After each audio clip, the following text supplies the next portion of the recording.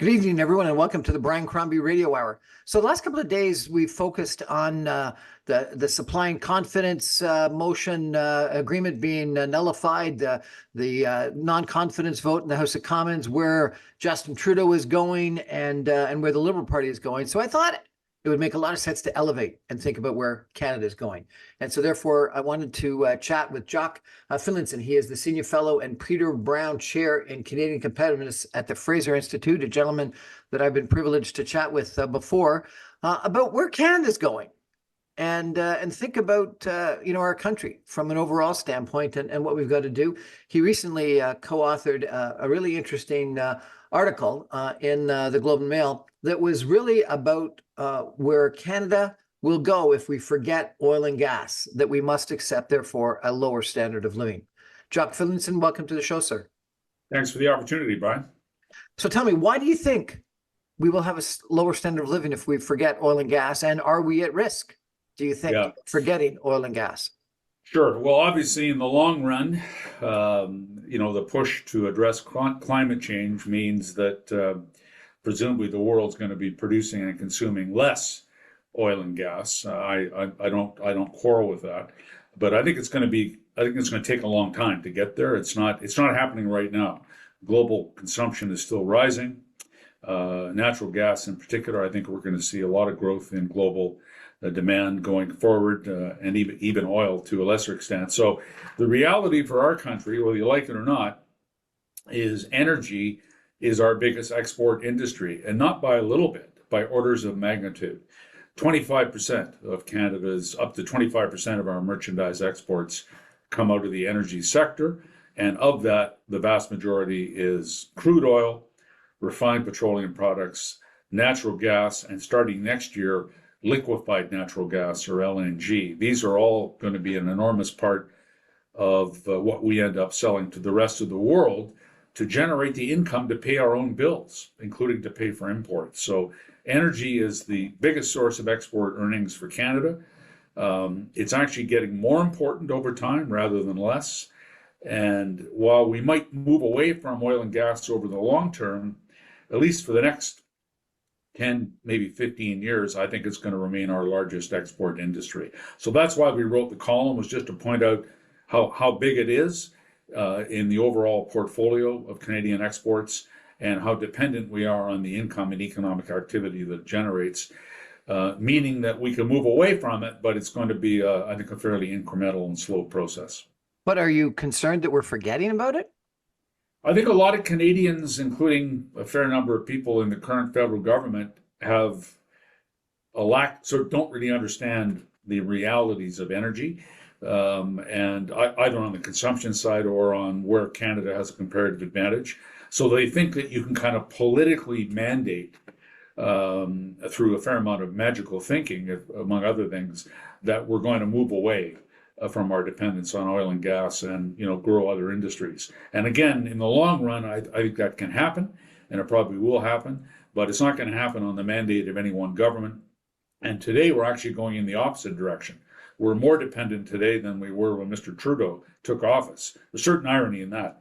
We're more dependent on oil and gas to generate export earnings today than we were 8 or 10 years ago. Is that because oil and gas has increased, or everything else has decreased? It's mainly the former.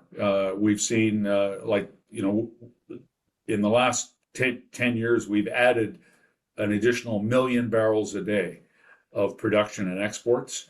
In the oil sector, natural gas has been more volatile, but natural gas is going to be rising very significantly in the next 5 years as the LNG projects here on the West Coast come online.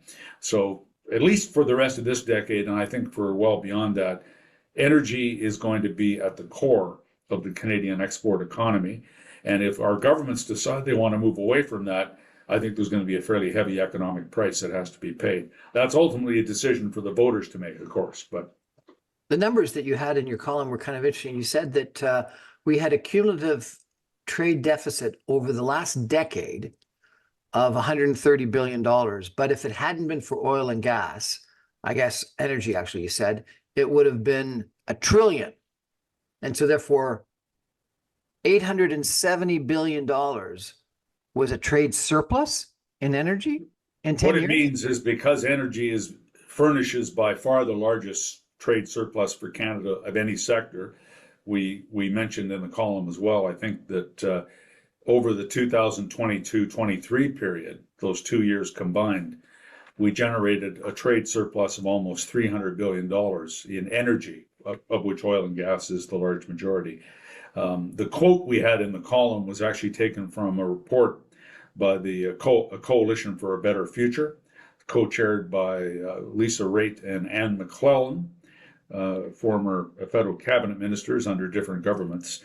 And they actually computed the figures that you cited, that if it was not for energy exports, we would have been running a $1 trillion trade deficit with the rest of the world in the last decade instead of 130 billion. It's just another way of shining a spotlight on the central place of energy in the Canadian export portfolio. And as an economist, I would say what that tells me is Canada has a comparative advantage in producing and exporting natural resource-based goods, including energy. That's actually where we are able globally to make a living, in a sense, because we can afford to produce and sell our products at a price that allows us to earn, kind of a profit as a country and support employees and suppliers and governments with various kinds of income streams. It's an enormously important part of our economy. And I get very nervous when I hear politicians talking about it as if it can be kind of dismantled by fiat from omniscient policymakers sitting in Ottawa or Victoria or somewhere else. I think that's a very dangerous kind of road to go down. So now, certainly climate change is an issue, and people have been talking about some carbon taxes and restrictions, et cetera. But at the same time, haven't we, as a federal government, invested in a pipeline that's going to take natural gas to the coast to fuel that LNG facility you were talking about? Isn't that that's actually commitment? Well, all of us on the program today and listening to it and watching it, we're all owners of the Trans Mountain Pipeline now. That was, as you know, it was expanded, and that's actually going to pay some significant dividends for Canada economically in the coming years. It already is, but that's allowed us to produce and export more oil, not natural gas, and it's also narrowed the price differential between Western Canada's select oil and West Texas Intermediate crude oil. There's been an enormous differential in the market prices for quite a few years, and that's narrowing because Canada now has the ability to get access to global markets for oil, not just U.S. markets. So that's good for us economically. But you're right, the government of Canada ended up buying that, and they've also approved the development of liquefied natural gas terminals here in British Columbia that will be up and running, producing and exporting liquefied natural gas starting next year. So yes, I mean, the Trudeau government, they don't like to talk about the energy industry as the foundation of export wealth for Canada. They'd rather talk about emissions and cutting emissions.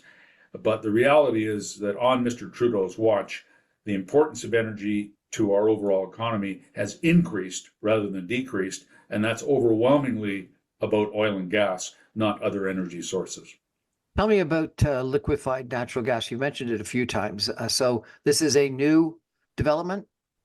Well, it's newer than what we call piped natural gas. So really, it's in the last decade that globally we've begun to see trade in intercontinental trade in natural gas by liquefying it and then shipping it by tanker to whatever the destination point is, and then it's offloaded and converted back into natural gas. So this is a relatively new industry, but we've been developing this one project here in BC for the better part of a decade. There's a couple of smaller ones also under development. In the meantime, the Americans have gone, starting under President Obama, continuing under Trump, and continuing also under President Biden. The Americans have gone from being a net importer of natural gas to being the world's largest exporter of liquefied natural gas. There's now 13 LNG facilities operating in the United States, and they're feeding, sort of helping to feed global demand for LNG. So LNG allows gas to be traded other than by pipeline. So you can move it from where it's produced to the end-use market, not by pipeline, but by ship. And that's kind of an innovation in the last 10 or 12 years. And Canada is going to be part of that supply chain starting next year. Wasn't there a famous quote by our prime minister, maybe it was a year or 2 years ago, where he told German chancellor in Atlantic Canada that there wasn't a business case to do liquefied natural gas in Atlantic Canada? Yeah, he did. He made that observation, and I'm sure the German chancellor went home scratching his head a little bit. Yeah, the Trudeau government has not been particularly keen on the further development of Canada's hydrocarbon resources because they perceive it as conflicting with their climate change objectives. Even though, as I mentioned before, oil production and exports have continued to increase over the past 8 to 10 years. So, but it's obviously, they would rather talk about other aspects of energy, hydrogen energy or electricity or even nuclear power. They don't like to talk about oil and gas as a sort of foundational industry for Canada. It makes them uncomfortable. What do you think we should be doing, need to be doing that we're not doing to ensure that we've got a healthy oil and gas business long term? Yeah. Well, what I'd like to see, and again, I'm not disputing that in the long run there's going to be a move away from hydrocarbons as an energy source. I just think it's going to take a lot longer than the politicians claim. But I think we should embrace the opportunity that we have to be a responsible producer and exporter of all natural resource products, including oil and gas, and try to be the most efficient and environmentally responsible player that we can in those markets. So I think we need to be reducing our emissions at every stage of the production and supply chain process if we possibly can. I'm not in favor of just ignoring climate change and saying we don't care about our emissions. I don't think that's a sustainable or sensible approach.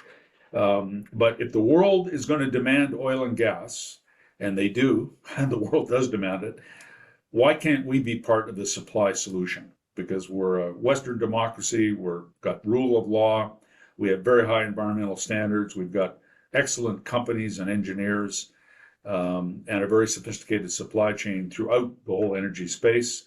So we should be leveraging that and trying to generate economic benefits from it, which we are doing to some extent. It's just that it's very difficult given the other political priorities of the current federal government. It's really hard to kind of embrace the full opportunity. We've seen a lot of companies very reluctant to invest in the energy sector in Canada because they're sort of confused by what our policy really is.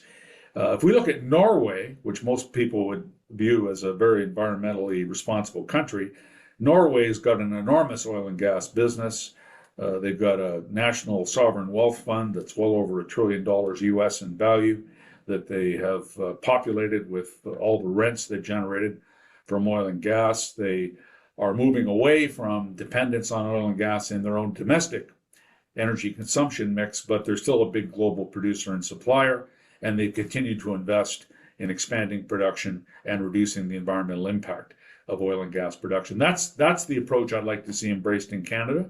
But it's not easy. A lot of people feel differently about that. That's easy for me to say this on your program here, but I know lots of people who push back against that because they want to prioritize climate change over everything else as a kind of meta priority. And I don't share that view, but I do kind of respect where they're coming from.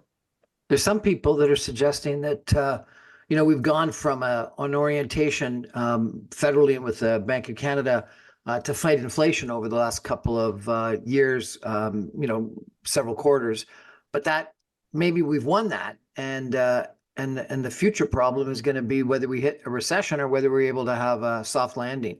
What do you think about that, sir? Yeah, I think that's a very nice summary of the sort of inflection point that we're now at.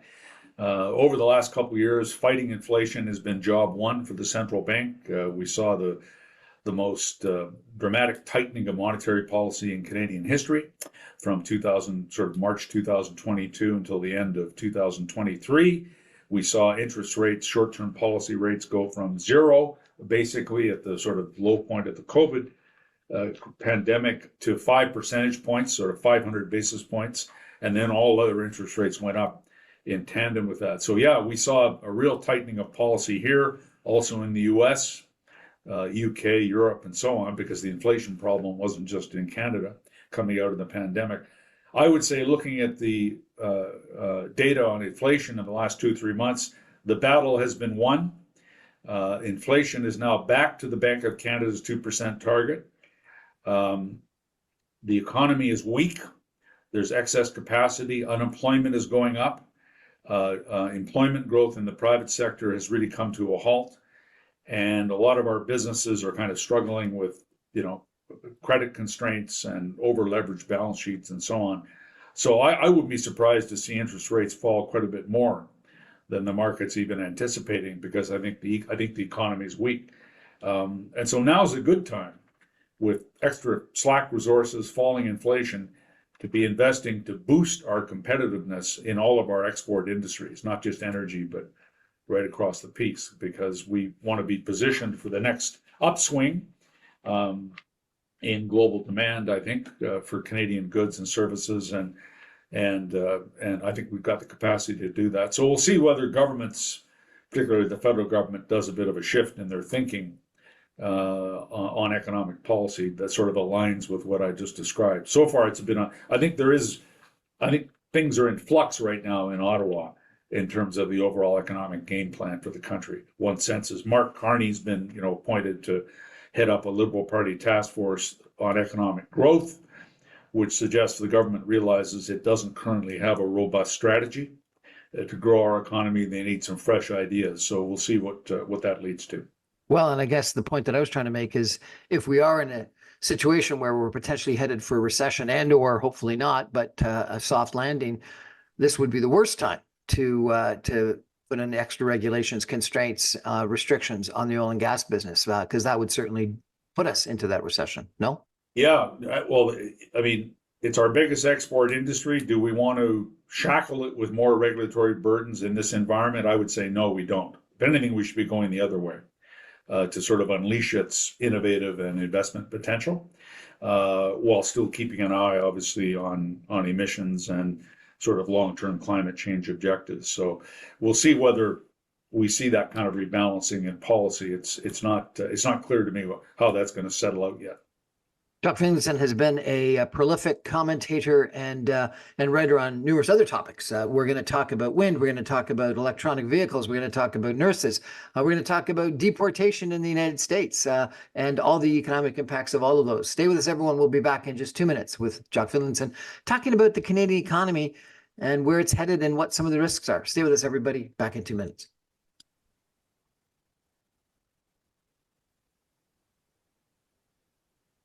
Welcome back, everyone, to the Brian Crombie Radio Hour. My guest tonight is Jock Finlayson. He is the Senior Fellow and the Peter Brown Chair in Canadian Competitiveness at the Fraser Institute. He's a very frequent commentator on the Canadian economy, competitiveness, prosperity, productivity, and lots of other issues. And I want to quickly, if we could, go through a couple of these issues, because it's amazing the breadth of your interest and the breadth of your comments. Wind power. You wrote about how wind power is not the solution that some people think it is. Tell us about that, sir. Yeah, that was a column that I wrote with a former colleague looking specifically at British Columbia, where the government in power here has very ambitious goals for adding carbon-free electricity to our overall energy system over time, to try and replace fossil fuel use in areas like transportation and the heating and cooling of buildings and so on. And some people think wind power can be a big part of that additional generation capacity. And so we took a look at that and we said, yes, there's a role for wind. We already generate some wind energy in BC, but it's complicated, and it's not easy to site and finance these wind projects. It's wind, of course, is intermittent, so it doesn't produce what we call firm baseload power. You've got to have other sources of energy. For electricity, has to be 100% reliable, available 24/7, or otherwise you have brownouts and blackouts. Nobody wants that. So you need to have a system where you can integrate wind into the grid, but make sure you've got other sources as well. So our conclusion was that although wind power is going to grow as a sort of source of energy in British Columbia over time, it's not going to make a huge difference quantitatively between now and 2030, which is when the current government has set a target to get greenhouse gas emissions down quite dramatically. So like so much that we see in the whole area of climate policy, there's these very kind of visionary aspirations that political leaders articulate, but there's a lack of realism behind them in terms of the ability to actually execute on the plans and put in place the infrastructure that would be needed to meet the goals. And wind power in British Columbia is just one more example of that. There are many others we could cite, but that was the focus of that particular article was British Columbia, the role of wind power in our energy system. You so commented, the role of it is small. It's small today, and it's going to stay small. You commented that Ford made a massive retreat from electronic vehicle development. Electric vehicles. Well, it's a bumpy road to electrify transportation. There's been this initial surge in global demand and use of electric vehicles, which, by the way, I think is, I'm a supporter of that. I think in the long run, electrifying transportation has a lot of attractive features, and it's something we should be kind of moving toward incrementally. But again, you've got there's a lot of excitement about electric vehicles. 2 or 3 years ago, they were going to quickly overtake internal combustion engine vehicles, and more and more of the fleet that's on the road would consist of EVs, not just cars, but also potentially even trucks. And this would produce a big decline in global demand for oil in a very short period of time. So I don't happen to buy into that scenario. I think it's going to take, again, much longer.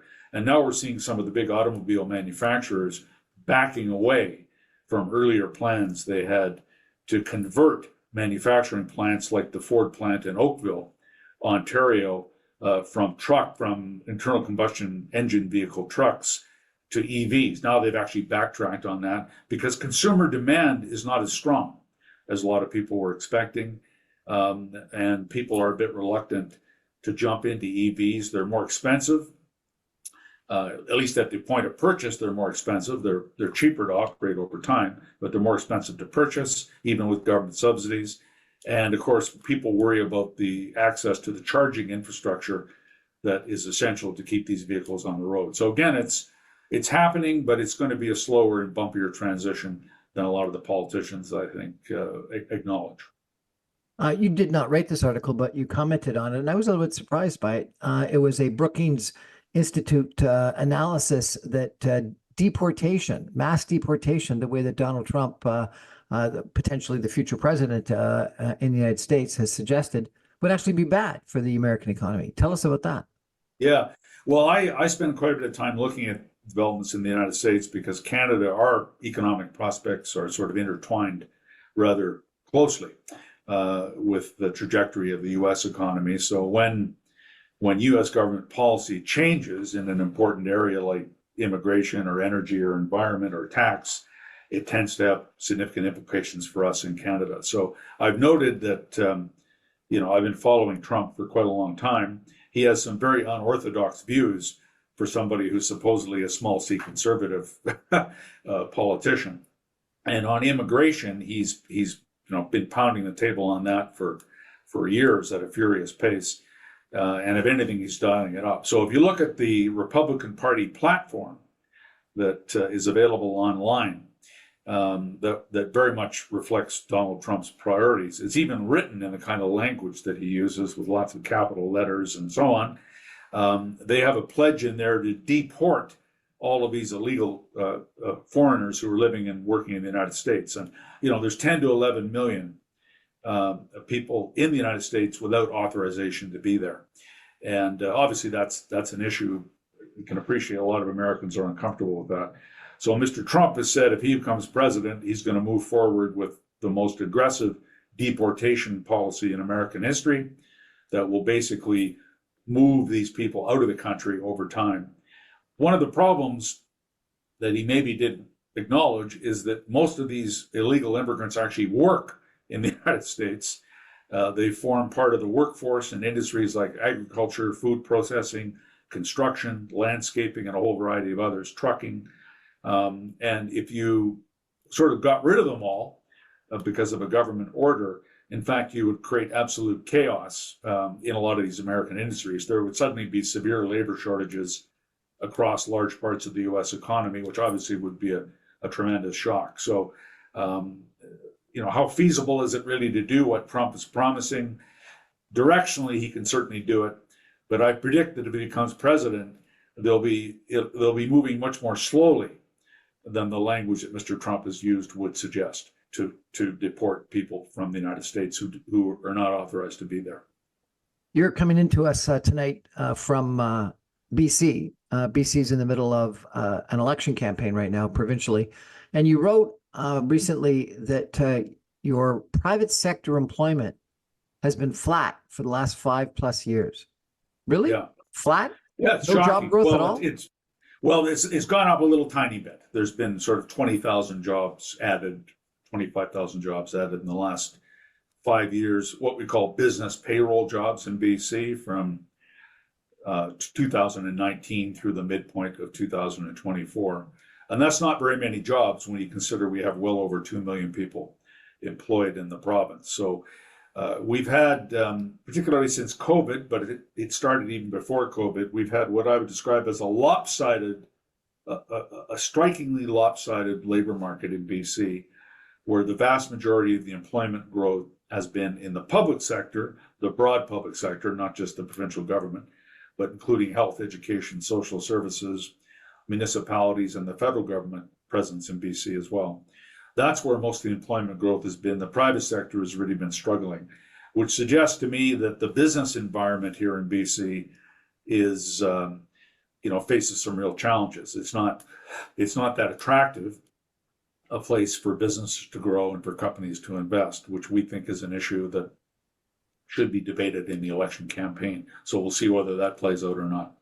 Now, Canada, the Fraser Institute did some work about a year ago that showed that the whole Canadian job market was also lopsided, Brian, that the public sector, which is about 20% of our economy, Is 25%, has been growing by leaps and bounds. And the private sector nationally has been growing, but at a much more subdued pace. That obviously is not fiscally sustainable in the long run. The only way you can pay for a large public sector that has more and more employees is to have a strong and growing private sector economy that will generate the tax revenues to pay for the public sector. And at the moment, we're sort of underperforming on that at the national level. But in BC, we're really underperforming it.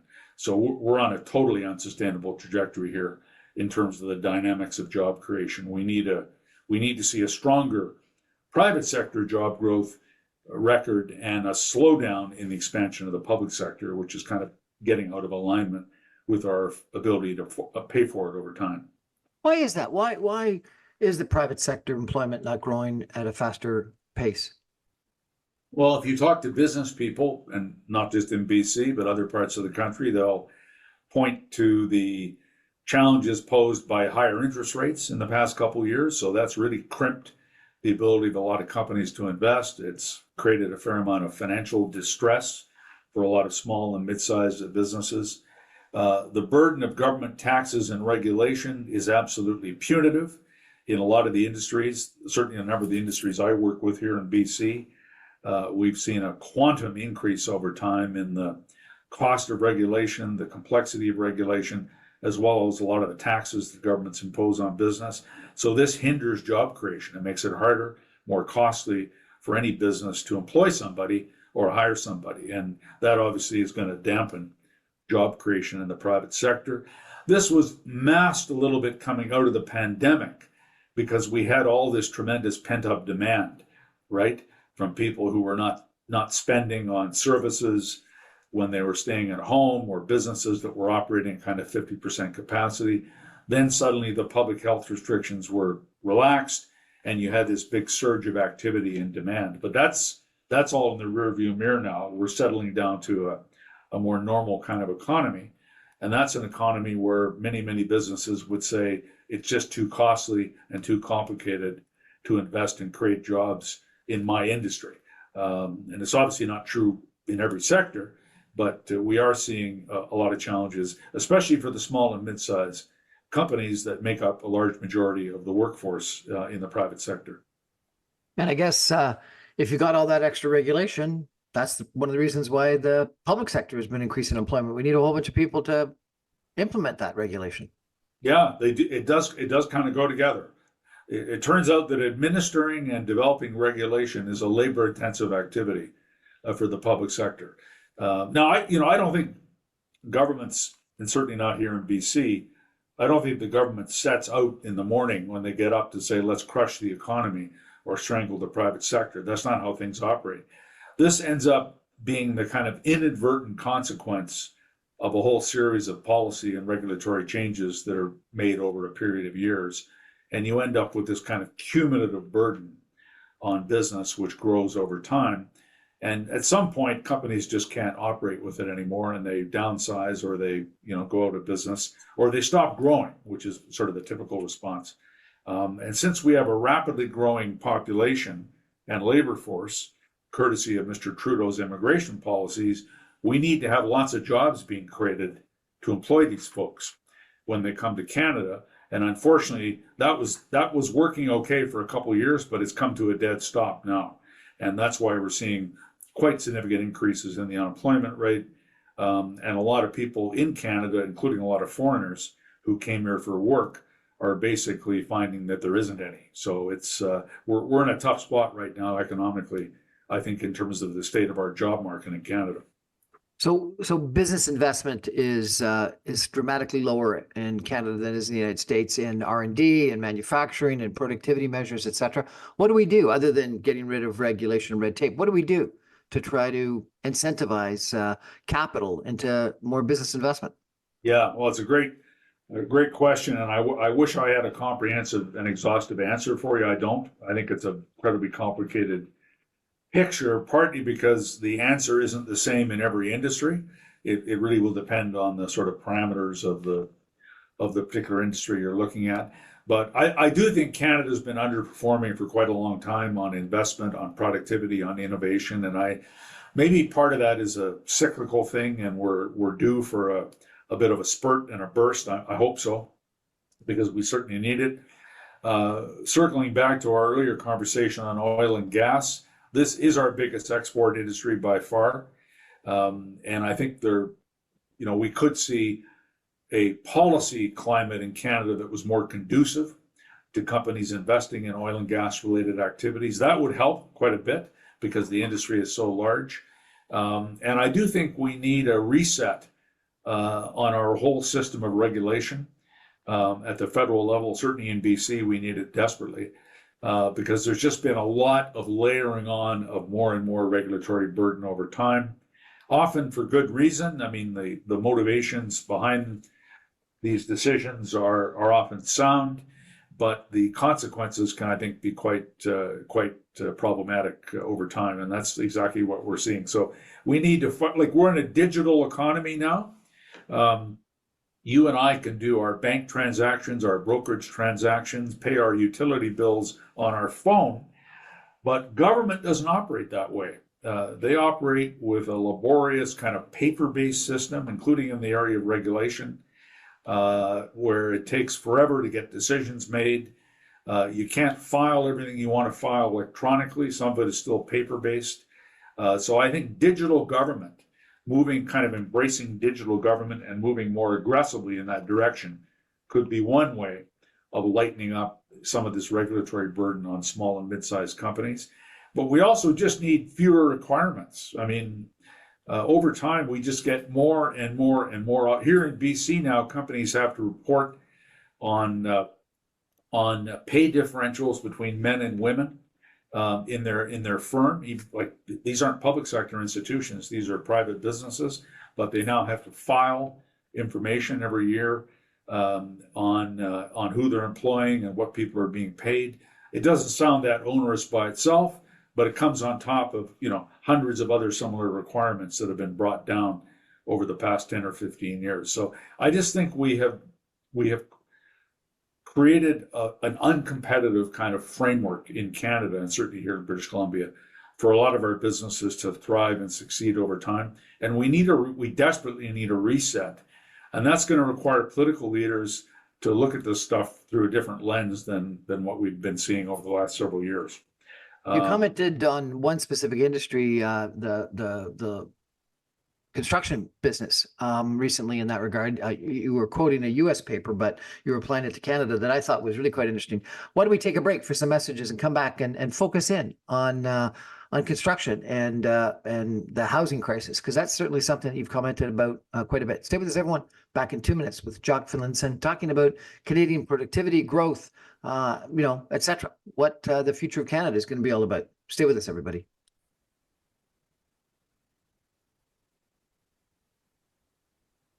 Welcome back to the Brian Crombie Radio Hour. My guest tonight is Jock Finlayson. He is with the Fraser Institute.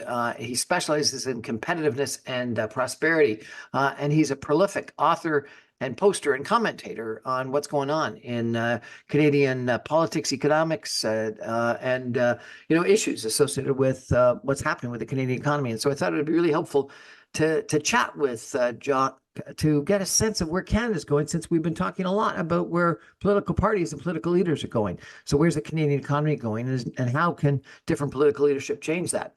I really found interesting a comment that you made about an article that was written about the construction industry in the United States. And the title was "Why the Construction Productivity Has Stagnated, the Role of Land Use Regulation." And if I could read just for a second, you said, "The absence of productivity growth in the construction sector, responsible for 7 to 8% of Canada's GDP, has been in the news in recent months, with bank economists, the CMHC, federal government policymakers, and editorial writers at the Globe and Mail all weighing in on the topic. Productivity has been especially lackluster in the residential building segment. The culprits in this tale of woe include mounting regulatory costs, land use restrictions, the very small size of most construction firms, and the slow take-up of innovative technology in the industry." So it's not just government, it's the business itself, correct? Yeah, I think, and it's not just Canada. The article that I read, that I posted about, was a U.S. kind of academic paper. And the U.S. construction sector, as is also true in Canada, has been a laggard on productivity growth for quite some time, for decades, in fact. And obviously that weighs on the overall economy, because construction's, pretty big industry, employs, 1.5 million people here in Canada, and it's close to 8% of our total GDP, and it would be over 10% of the private sector. So it's an important industry, and if its productivity is actually going south rather than improving, that's going to tend to drag down performance overall. So it's an issue. It's complicated again. And but back to our earlier conversation, Brian, about regulation, construction is a great example of a sector that is now operating, compared to, say, 50 years ago, with a much more complicated and onerous set of regulatory requirements. Everything from land use and zoning through to how things actually get built, through to occupational health and safety, energy efficiency built into building codes. The list goes on. All these things are good in many respects. And they've been brought in for, I think, for good reasons. But the cumulative impact, again, has been to make it harder to get stuff built. It takes longer, it costs more. That shows up in very poor productivity numbers. So we're seeing that in the construction business in the US, also in Canada. And it's particularly dramatic in the residential segment of construction, which was the focus of the article that I talked about. What do we need to do there? Is it, again, just cutting out regulation and red tape? Well, I think, as people know more about it than me, looking at it, I would say modernizing and streamlining, regulatory burden would help in construction.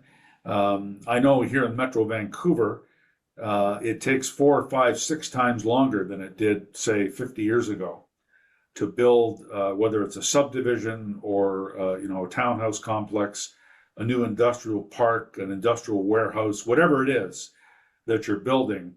It takes much, much longer today than it used to get it built. That, of course, is why productivity has been negative to a large extent in the whole. If it's going to take much longer to get stuff done, quantitatively, that's going to show up in your productivity performance. So we need, I think, a focus both by the industry and by regulators and policymakers on how we can speed up the whole process of getting things built, whether it's whether it's a condominium tower or a subdivision or a road or a industrial park, whatever it might be. It's just absolutely imperative that we get things built faster. That's one way we can certainly improve the productivity. The other thing is construction has been slow compared to industries like finance and manufacturing to take up innovative technology. So things are built today in ways that look remarkably similar to 40 or 50 years ago, which is unusual as you go across the economy. So we do need more innovation. And in construction, take residential construction, if you move to sort of modular construction and prefabricated construction, you can build a lot of the components and parts that you need for a new home in a factory rather than sort of building them on the work site itself. And that will be one way to sort of speed up the construction process, take some of the cost and delays out, and potentially improve productivity. So, and there's lots of other ideas that experts in the sector have looked at. So this is one where the industry itself, I think, is going to have to change its practices. It's not all a question of government regulation and policy by any means.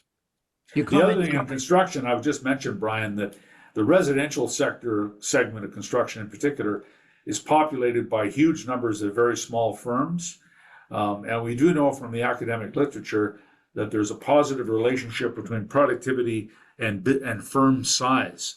So bigger firms on average tend to be more productive than smaller ones. So when you have an industry that is heavily populated by lots of small firms with very few large ones, that's going to be a real struggle to improve productivity when you have that kind of an industrial structure. So we should probably be encouraging more what we call agglomeration in the construction business.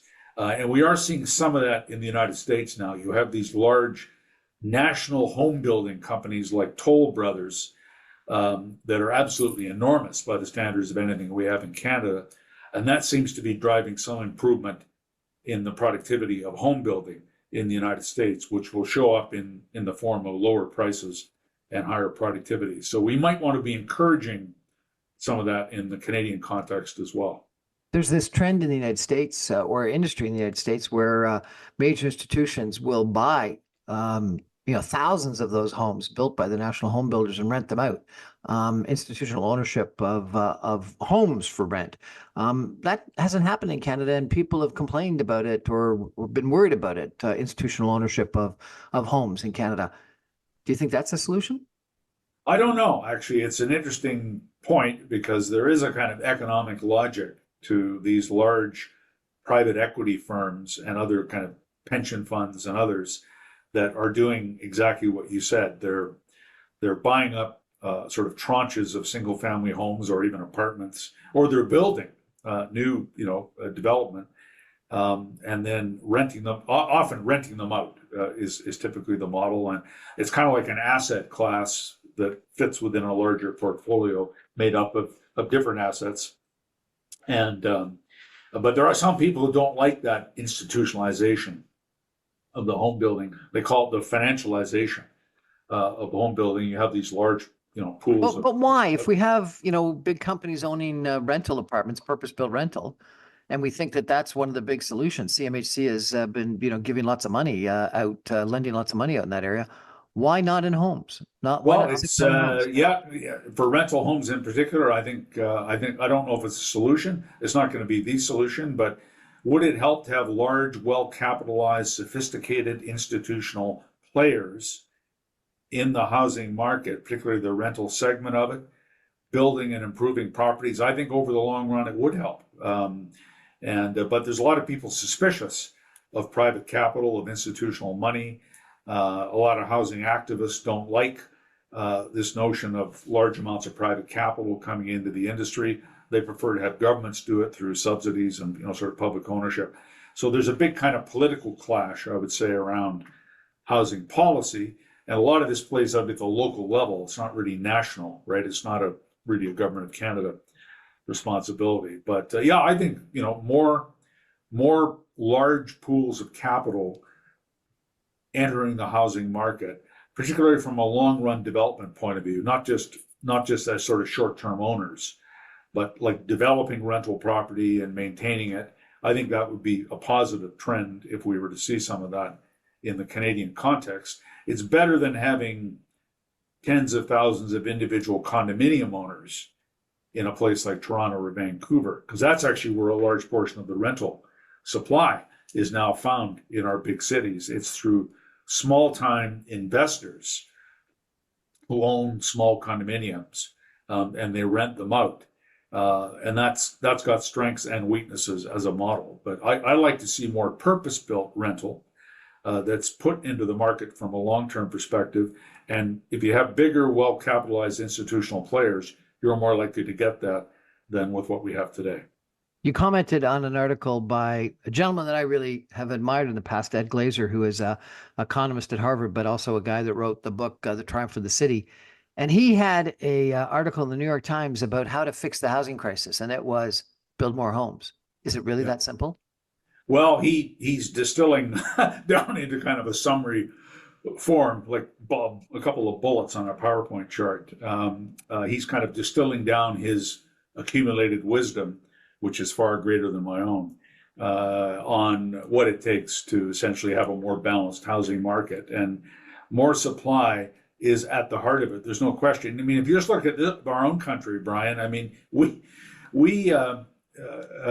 built as many houses in 1972 as we did in 2023, and our population was twice as large in 2023. Like, we're just not building enough homes. And that's been severely aggravated in the last 5 years by this record-breaking population growth that Canada has experienced, driven by high and rising levels of immigration. So we had kind of immigration policy over here being set largely by the government of Canada, but by some other actors too, that was completely disconnected from housing policy. So we added millions of people to the country, to our population, in a relatively short period of time, and did no planning or preparation to ensure that they would have places to live. And so we ended up with a rental housing crisis in all of our big cities. So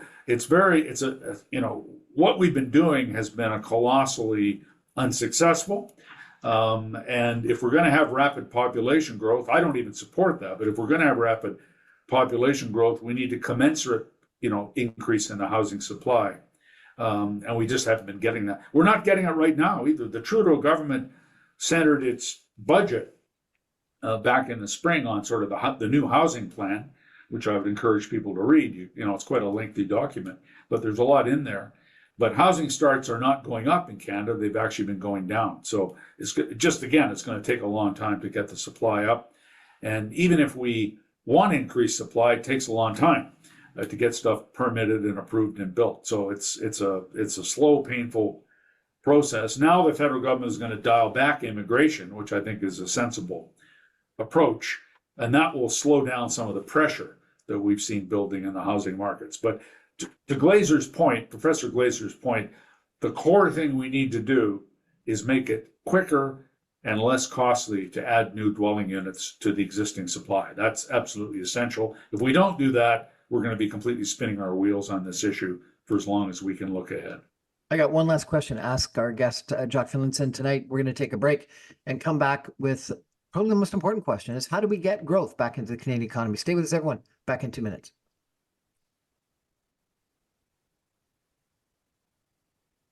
Welcome back to the Brian Crombie Radio Hour. Jock Finlayson, the Senior Fellow and Peter Brown Chair in Canadian Competitiveness at the Fraser Institute, is my guest tonight.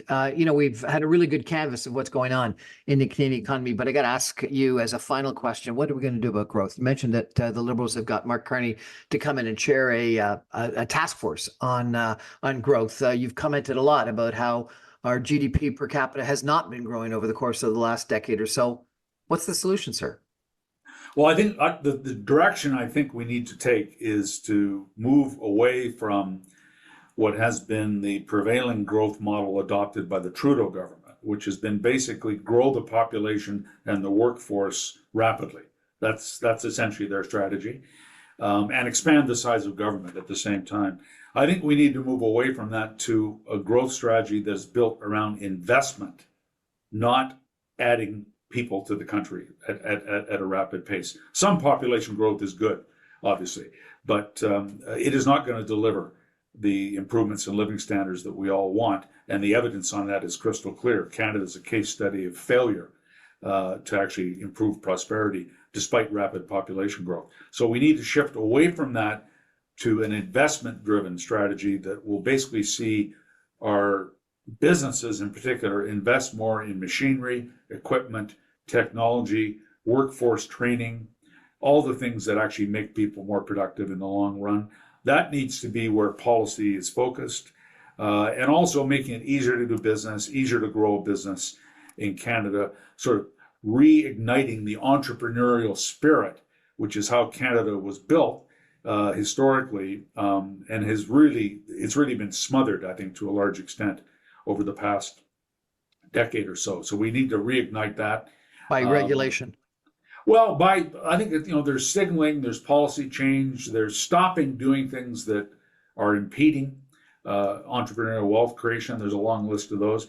It's not just about, deregulation or cutting taxes. That's going to be part of the solution. But we need our decision makers, I think, have got the wrong frame. Certainly the ones in Ottawa, I've had their whole framework for looking at how you improve prosperity, in my view, has been totally flawed. So maybe somebody as smart and influential as Mark Carney can trigger a bit of a shift in thinking, at least by the current government, which will be helpful. I hope he's successful in getting their attention and moving them away from what the strategies they've been wedded to, which have failed to deliver. How do you reignite entrepreneurial spirit? I think there was an Austrian economist once that said there's something in the air. It's synchronicity or something. How do you reignite? Yeah, it's a great. Well, you can change policy, but you can also change the language that our decision makers use. I actually spent 2 days going through all of Justin Trudeau's speeches that he's made as prime minister. Not something I recommend anybody else do. It was an arduous undertaking. I couldn't find a single speech and I don't really want to pick on him, but he is emblematic of, I think, the stagnation that the country finds itself in these days. I couldn't find a single speech that he'd given that was centrally focused on the theme of entrepreneurs and entrepreneurship as a foundation of economic prosperity. It doesn't seem to be kind of in his intellectual wheelhouse. And if that's your leader and that's how he thinks about things, that's going to percolate down and kind of shape the approach and the language that your overall government uses. So we need to put entrepreneurial wealth creation right back at the center of our economic thinking, the language that our political leaders use, and the policies they put in place to help support it. And that is not where we're at today. We're a very long way removed from that kind of an equilibrium, and we need a reset, in my view, quite desperately. So again, we'll see if Mark Carney is able to help deliver on that. I wish him the best.